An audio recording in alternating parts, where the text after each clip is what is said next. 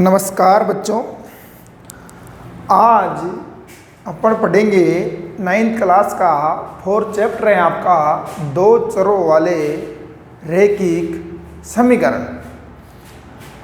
अब देखो कि दो चर वाले रैखिक समीकरण यानी चर यानी कि वेरिएबल।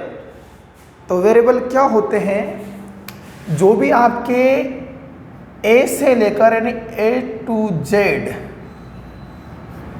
जो भी हैं आपके A B C D X Y Z कुछ भी हो, ये क्या है आपके, ये होते हैं आपके वेरिएबल। क्या होंगे?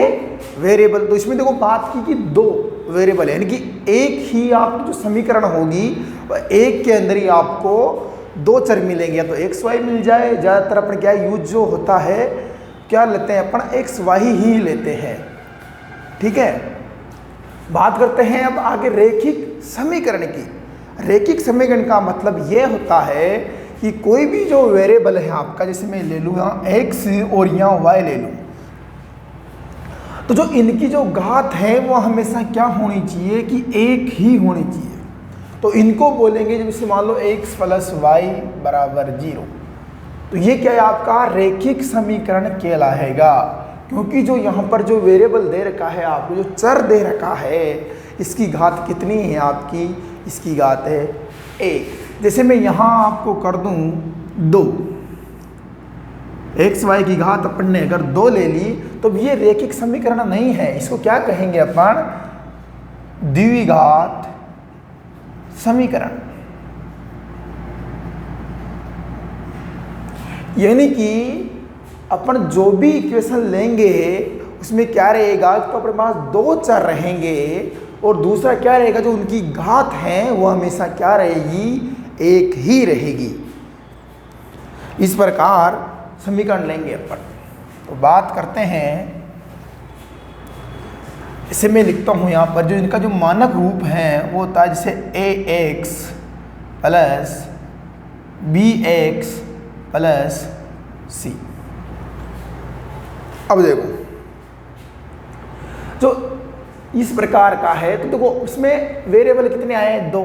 एक तो एक्स लिया अपन ने, सॉरी यहाँ पर वाई आएगा, क्योंकि लेने कितने यहाँ पर दो चरों वाले रैखिक समीकरण पढ़ रहे हैं अपन, तो यहाँ पर वाई ले लो। देखो एक एक्स यहाँ है, एक वाई है, तो अगर दोनों का अपन मान निकालेंगे तो इसके लिए अपन को दो इक्वेशन की जरूरत पड़ती है, यानी कि अपन को एक समीकरण और लेना पड़ेगा। तो यहाँ पर एक और ले लेते हैं अपन, A X plus B Y plus C. तो जो इनको है इनको अपन 1 लगा देते हैं,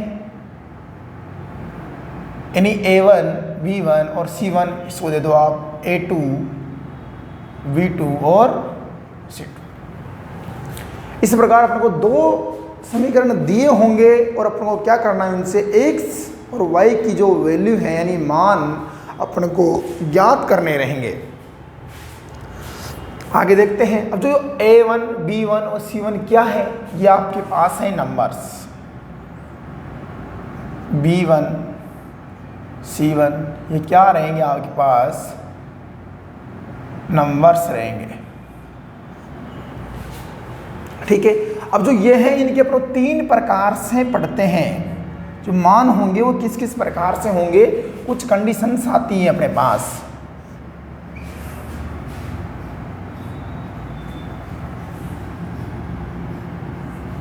देखो जो इनके जो ये जैसे x का गुणांक है y का गुणांक है, वैसे ही जैसे x का गुणांक है y का गुणांक है, इनके मध्य पर तुलना करते हैं। किस प्रकार से? यदि मान लो a1 अपॉन a2 बराबर b1 अपॉन b2, पर इनके जो गुणांक है उनके मध्य तुलना करेंगे। मान लो इनका मान यानी a1 अपॉन a2 का मान b1 अपॉन b2 के बराबर नहीं आता है। एक कंडीशन तो ये हो गई। दूसरी कंडीशन, मान लो कि a1 a2 किसके बराबर आ जाता है, b1 अपॉन b2। देखो अगर यहाँ बराबर नहीं आया तो यहाँ से खत्म है अपना क्वेश्चन, आगे चेक करेंगे नहीं। मान लो इन दोनों का जो अनुपात है वह समान आता है, तो फिर बात किसकी करेंगे अपन, C1/C2 की। ऐसे करेंगे, एक कंडीशन ये हो गई, इसमें क्या हो, तीनों का अनुपात अपने पास क्या हो, सेम हो। आगे बात करते हैं, A1/A2 बराबर B1/B2 बराबर C1/C2। ये दोनों बराबर हो, लेकिन ये जो लास्ट का है ये बराबर नहीं हो। ये बड़े पास 3 कंडीशन हो गई। ज़्यादातर आपकी जो 90% क्वेश्चन है वो आपके इस कंडीशन पर आधारित है, यानी इसमें यही होगा। अब देखो, अगर ये सा होगा तो देखो जो आपका आंसर आएंगे या जो ग्राफ बनेगा, ये इधर x ले लेते हैं अपन, इधर y ले लेते हैं, तो देखो आंसर आपका किस प्रकार से आएगा। अगर ये कंडीशन अप्लाई होती है, इसे 2 समीकरणें दी हुई हैं, इसमें से अपन निकालेंगे, ये वाली कंडीशन अप्लाई होती है तो जो दोनों की जो रेखाएं आएगी वो किस प्रकार से आएगी, ऐसे आएगी। यानी कि जो 2 रेखाएं आएगी आपके ग्राफ में, वो आपस में क्या करेगी, वो आपस में करेगी प्रतिच्छेद। और वो चाहे ग्राफ कैसा भी बने आपके, ऐसा बने तो ठीक, या फिर ऐसा बने तो ठीक, या फिर ऐसे बने। यानी कि कंडीशन क्या रहेगी कि जो दोनों रेखाएं हैं वो आपस में क्या करेगी, वो आपस में आप ये करेगी प्रतिच्छेद। यानी कि एक जगह पर, सिर्फ कितनी जगह पर, एक जगह पर, और जिस बिंदु पर वह प्रतिच्छेद करेगी उसी बिंदु के निर्देशांक आपके क्या कहलाएंगे, x और y के मान कहलाएंगे। यानी जो आपका जो हल आएगा, यानी सॉल्यूशन आएगा, वो कैसा आएगा, अद्वितीय सॉल्यूशन आएगा।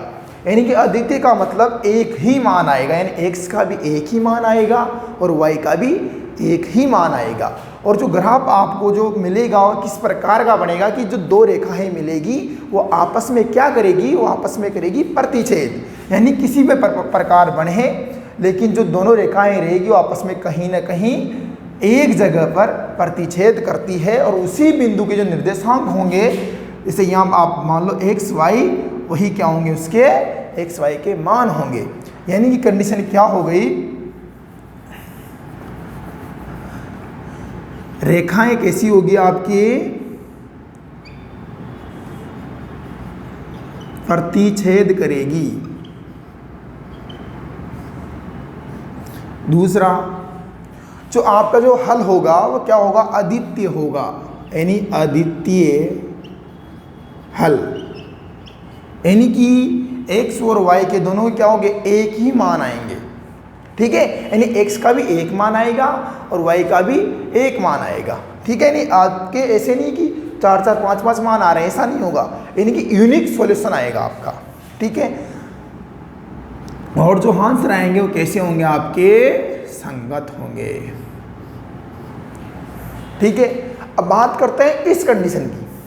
अगर मान लो A/A2 बराबर B/B2 बराबर C/C2, यानी कि इन तीनों का अनुपात क्या है आपके बराबर, तो इसमें क्या होगा, जो आपको ग्राफ मिलेगा, यानी अपने को ग्राफ प्राप्त होगा, वह किस प्रकार का होगा, वो मिलेगा जैसे ये लाइन आ गई तो दूसरी रेखा आएगी, वो भी इसी के ऊपर आएगी। यानी कि आपस में रेखा कैसी होगी, समपाती होगी। क्या होगी, समपाती। समपाती का मतलब अतिव्यापन, यानी कि एक के ऊपर एक। यानी ग्राफ कैसा भी आ सकता है, आपकी ये रेखा हो सकती है ऐसे आए, कोई हो सकता है रेखा ऐसी भी आ जाए, कहीं भी आए, लेकिन रेखाएं क्या होगी, आपस में अतिव्यापन होगी। यानी एक के ऊपर एक आएगा। यानी कि कह सकते हैं अपन कि रेखा है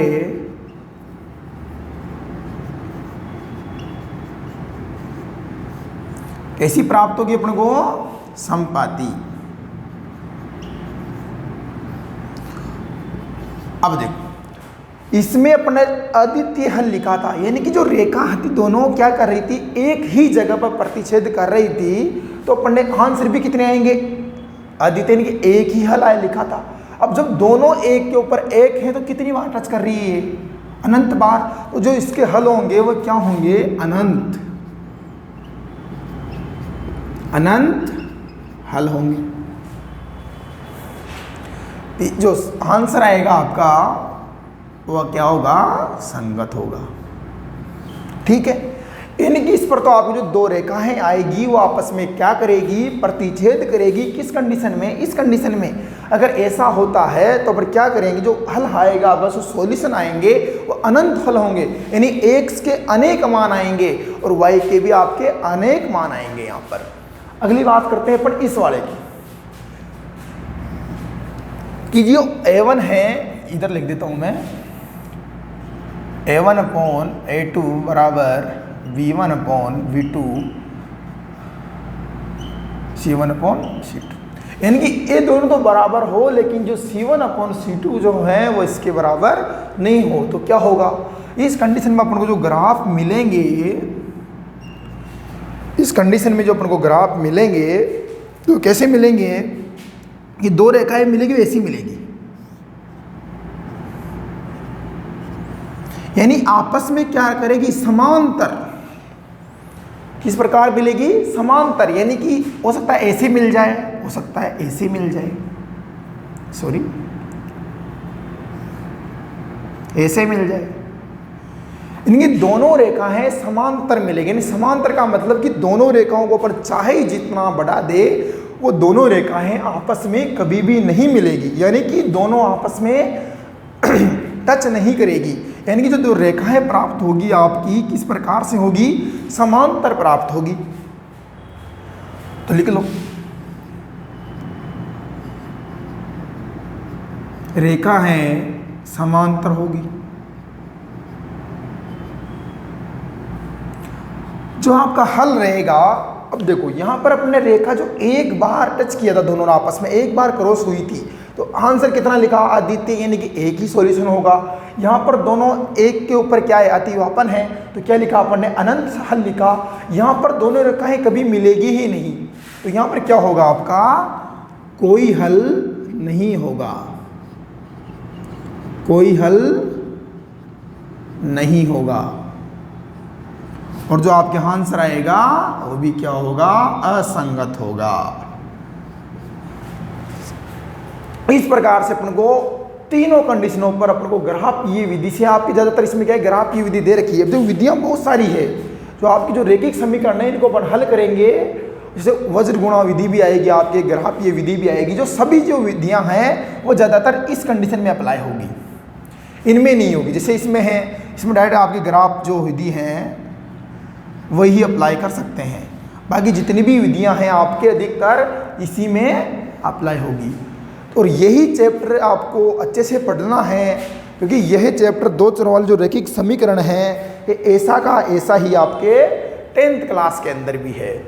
तो अपन ने इसमें कुछ भी नहीं पढ़ा, सिर्फ इतना पढ़ा कि जो दो चर वाले रैखिक समीकरण थे, अपन ने पढ़ा कि चर कोई भी हो सकता है। देखो यहाँ पर अपने जो है इसमें एक्स वाई यूज किया है, एक्स वाई न लेकर अपन और भी ले सकते हैं। यानी अपन ले रहे हैं ना ये एक्स और वाई, यानी ए से जेड तक जितने भी वेरिएबल उनको अपन सभी को वेरिएबल कह सकते हैं। अपन ने जैसे ये लिखा ए बी सी, इन्हीं पे अपन लगाया है कि a1 b1 c1, और इनको अपन लिख देते हैं कि इनकी ये क्या है, आपके एक नंबर हैं अलग से। उनके अलावा जो आते हैं आपके एक्स वाई ले लिया आपने, आप टी वी भी लिख सकते हो, कुछ भी लो। जो आपके कितने लेने हैं, दो। रैखिक समीकरण, रैखिक समीकरण का मतलब क्या है कि जो आप जो भी वेरिएबल हैं आपके पास उनकी घात हमेशा कितनी होनी चाहिए, एक होनी चाहिए। अपन ने तीन कंडीशन लगाए कि या तो a1 अपॉन a2 का जो अनुपात है वो b1 अपॉन b2 के अनुपात के बराबर नहीं होगा, तब तो अपन इस प्रकार से ग्राफ प्राप्त होगा। जो ग्राफ होगा वो दोनों रेखाएं आपस में क्या करेगी, दोनों रेखाएं आपस में आपके करेगी प्रतिच्छेद, यानी कि अद्वितीय हल होगा। यानी x का भी एक ही मान आएगा और y का भी एक मान आएगा।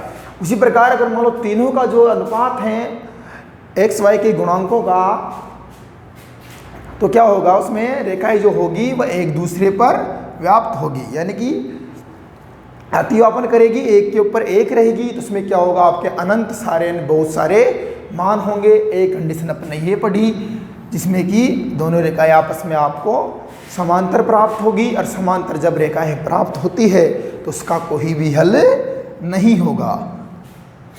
तो बच्चों इसका अपने बेसिक आधार देखा है, और अगले जो नेक्स्ट वीडियो आएगा उसमें आपकी एक्सरसाइज स्टार्ट करा दी जाएगी।